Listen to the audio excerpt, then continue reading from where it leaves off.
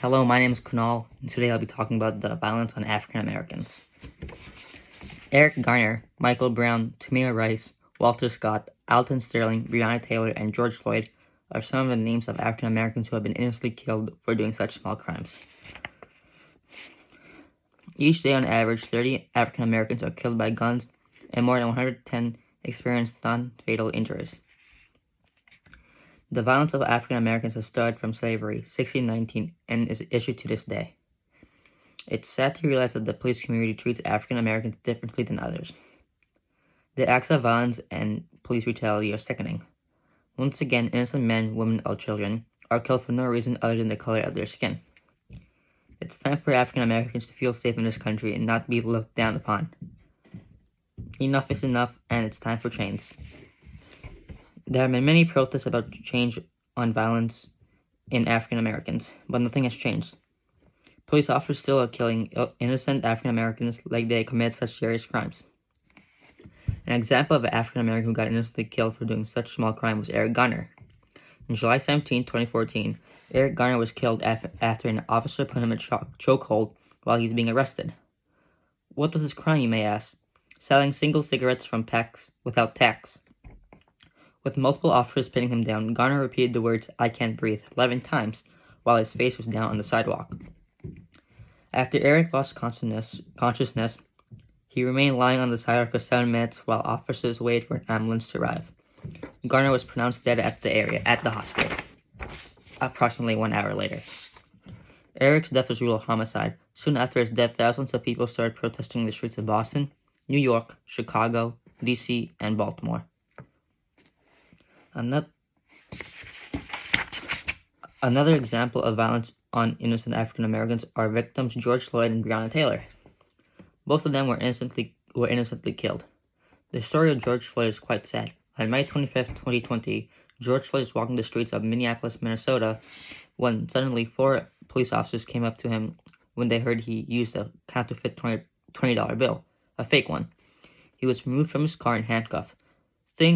Things started to take a turn here.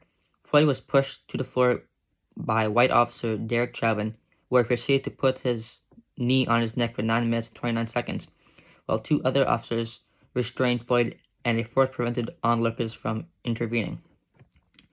Floyd repeatedly pleaded that he could not breathe. He then lost consciousness and died. In Breonna Taylor's case, she was murdered for doing nothing wrong. On March 13, 2020, Taylor was fatally shot in her apartment during a botched raid. At the end of the raid, the officers said that they had announced themselves before raiding the apartment. But Kenneth Walker, Breonna Taylor's boyfriend at that time, didn't hear anything.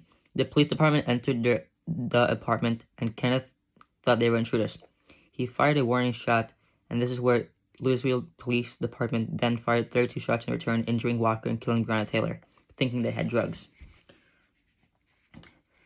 African Americans are getting scared all the time, and this isn't good for their mental health. There's also been a problem between how African Americans are getting arrested and how whites are getting arrested, even though the whites have committed bigger crimes. George Floyd and Eric Garner had such small crimes that ended up getting choked to death while getting arrested. On the other side, Dylan Roof, who is an American white supremacist and mass murderer, who was the perpetrator of the Charleston, South Carolina church shooting in which he killed 9 people, was arrested with no harm. After Dylan Roof was arrested, police officers offered him water and then brought him to Burger King, where he said he was hungry. It surprises me how nice officers were when he got arrested, even though he just murdered 9 innocent people. When he was getting arrested, no officer tackled him to the ground, and he was arrested without any harm at all. While on the other hand, people who are black who did such little crimes like being killed when being arrested. It's astonishing to me to realize that 68% of black Americans have experienced gun violence in their life. In conclusion, black Americans experience 18 times the gun assault injuries of white Americans. The number of deaths of African Americans per year are getting higher and higher, and it looks like there's no stopping. It's sad to realize that in this world, white people are treated a lot better than people with color. This has been an issue since the 1900s, and it's sickening that officers look at black Americans like they're criminals. Hopefully in the future, innocent African Americans don't get killed, and officers will be nicer to them, but only time will tell. Thank you.